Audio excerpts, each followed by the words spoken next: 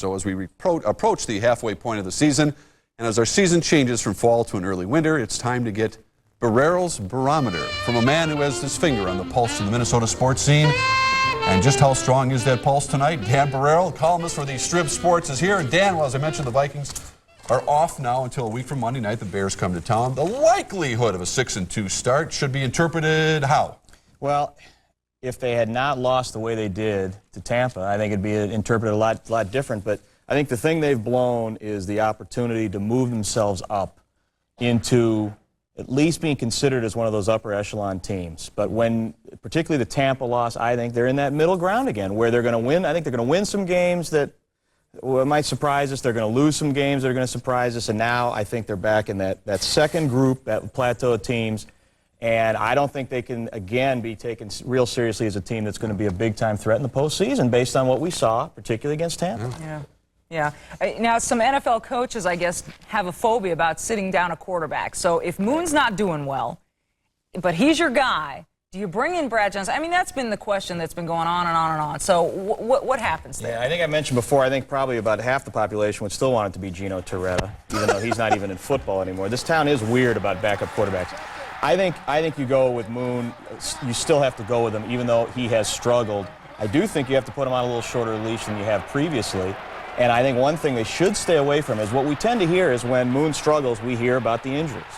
And to me, it's like if he's hurt, then sit him down and bring somebody else in. If he's not that hurt, then let's not hear about it every time he struggles. They can't have it both ways on Warren's injury. And that's not even hindsight. I talked about the fact maybe before the Giants game that if he's not 100%, why not start Brad Johnson? If the 49ers are using a system, albeit an emergency one, but it's worked well, where I don't think there's a huge uproar out there in San Francisco right now. We can't wait for Steve Young to come back. It works well because Gerbach's ready to step in if needed. Yeah, and I think that part of the reason they were as cautious as they were with Steve Young was their point was let's get him healthy enough for the second half of the season when it really matters. Right. And I think that was a smart move.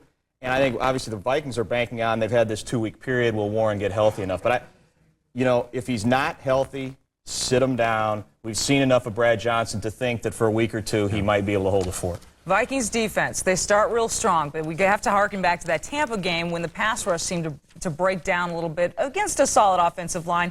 But this defensive unit seems to be one that could bounce back from that and really be the strength and kind of the centerpiece of the Vikings. Well, I mean, they've surprised me, I will fully admit. I did not think they'd play anywhere near as well as they have, although I'll caution, I mean, a year ago, the defense started strong, faded down the stretch, and conversely, Moon was horrible the first half of the season and came on. The defense, particularly though at the line of scrimmage, has been very good.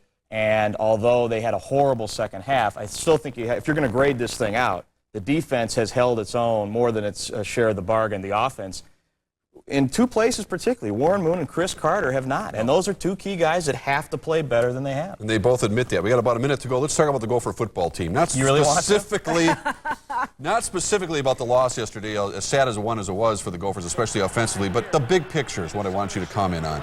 If Wacker's not rehired, then what? We've had coaches come and go. Same result. What do you do next? Yeah, but I am getting a little tired of hearing, well, we keep making changes every 5 years, so let's keep going with what. If a guy has proven, as I believe he has beyond any doubt, that he is not up to the job, and I don't think Jim is, at some point you got to cut the cord. You have to look on to the next step. And I'd like to see him go into some of the more successful programs, look at the coordinators who are ready to take the next step. But in truth, I think Mark Dienhart and McKinley Boston should be putting people down on the list right now. Maybe they are. Go make a phone call. Maybe get through to Garnett and Marbury. Ask him to call. We'll be right back after a look at our fantasy football dream team. Maybe he's on your team today.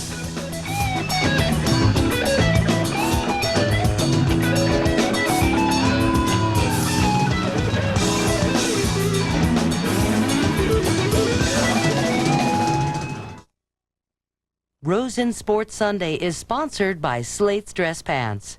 All right, appreciate your phone calls. We'll get to as many as we can here. Let's start with Scott in Elk River. Go ahead, Scott. Hi, Kevin and Stephon. I'd like to welcome you guys to Minnesota. Interested in how you guys feel when you're out there on the court with all those seasoned guys that you grew up watching. How does that feel? Well, to me, it's an honor. I mean, I feel real lucky, and I'm really happy, and I just want to thank God, for allowing all this to happen. And, You know, when I go up against Terry Porter every day in practice, you know, I tell him, I say, man, it's an honor for me to just be holding you, checking you. You know, when I was just watching you 4 or 5 years ago in the championship. You know, so to me, I'm ecstatic every day. Let's go to Al in New Hope. Good evening, Al. Go ahead. Yes, how you doing? I wanted to know what the players' predictions were for how many wins you think the team is gonna win. There's no pressure on you there. Go ahead, Kevin. You're the elder statesman here. I never put that kind of pressure on our team like that. If I can predict it, yeah, I say we go undefeated, but hey, who can do that? No, that's just me and my confidence, though. I think we're going to be better than last year. Actually, I know we are. The chemistry is there, but you know what you got to understand is that things don't happen in 2 days, 3 days, or a year or something. So I know I'm looking long-term goals, not like just short-term, like magic palau is going to happen, you know.